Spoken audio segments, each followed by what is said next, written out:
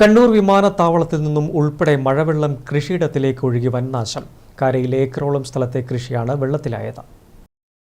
കാരത്തോട് കവിഞ്ഞൊഴുകിയതാണ് കരയിലെ ഏക്കർ കണക്കിന് കൃഷിയിടം വെള്ളത്തിലാവാൻ കാരണം. P K Chandran, P K Rajesh, A T Sooraj, P Mohanan, Kelambeth Gangadharan, C K Uthaman തുടങ്ങി 15ഓളം വരുന്ന കർഷകരുടെ കൃഷിയിടത്തിലാണ് വെള്ളം കയറിയത്.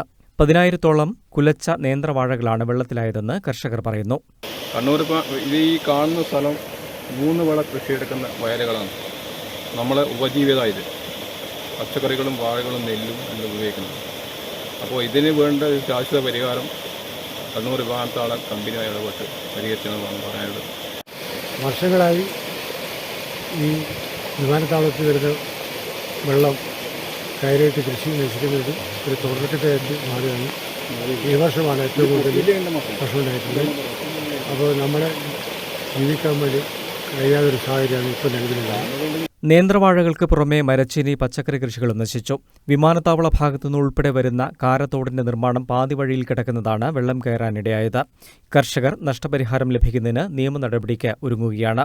കൃഷിനാശമുണ്ടായ പ്രദേശം നഗരസഭാ ചെയർമാൻ എൻ ഷാജിത്ത് സന്ദർശിച്ചു. രാജ്യാന്തര വിമാനത്താവളം വരുമ്പോൾ ഭൂമി നഷ്ടപ്പെട്ടവരുണ്ട്, അതുപോലെ കാർഷിക മേഖലയുടെ അവരുടെ പ്രവർത്തനങ്ങളെല്ലാം നിർത്തിവെച്ച് സഹായിച്ചവരുണ്ട്.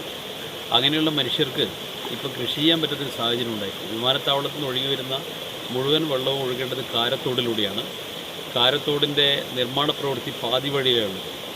കല്ലേരിക്കരയുള്ള പ്രവൃത്തി മാത്രമാണ് പൂർത്തിയാക്കിയത്. ബാക്കിയുള്ള ഭാഗം പൂർത്തിയാക്കാത്തതുകൊണ്ട് മണ്ണ് നിറഞ്ഞ തോട്ടിലൂടെ ഒരു തുള്ളി വെള്ളം പോലും ഒഴുകാതെ കർഷകരുടെ വയലിലൂടെയാണ്, അവരുടെ പാടശേഖരത്തിലൂടെയാണ് വെള്ളം ഒഴുകുന്നത്. മുഴുവൻ കൃഷി നശിച്ചു കഴിഞ്ഞു. തുടർച്ചയായിട്ടുള്ള അതിതീവ്ര മഴയിലൂടെ 7 ദിവസമായിട്ട് അവരുടെ വാഴയൊക്കെ വെള്ളത്തിൽ തന്നെ നിൽക്കുകയാണ്. വലിയ നഷ്ടമാണ് ഈ കർഷകർക്കുണ്ടായത്. മറ്റൊരു മാർഗവും ഇവർക്കില്ല. ഇവരുടെ ഉപജീവന മാർഗ്ഗം കൃഷിയാണ്. കൃഷിയെ ഏറ്റവും അധികം പ്രോത്സാഹിപ്പിക്കുന്ന ഒരു സാഹചര്യത്തിൽ കർഷകർക്കുള്ള ഈ ദുരിതം ബന്ധപ്പെട്ട അധികാരികൾ കാണേണ്ടതുണ്ട്. News bureau, Mattannur.